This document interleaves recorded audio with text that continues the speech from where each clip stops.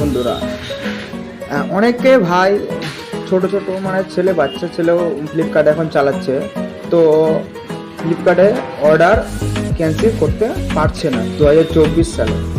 ঠিক আছে,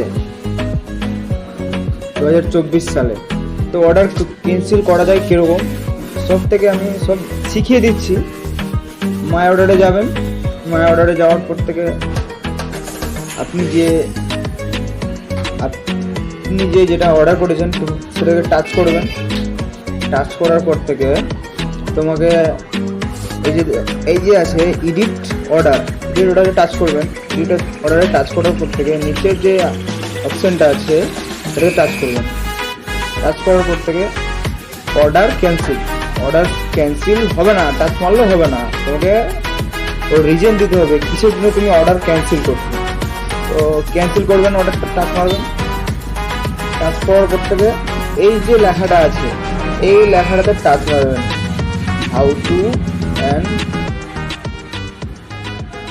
by mistake please this order, এটা লিখতে হবে। ঠিক আছে বন্ধুরা, এখানে টাচ মারলেই তোমার অর্ডার কমপ্লিট,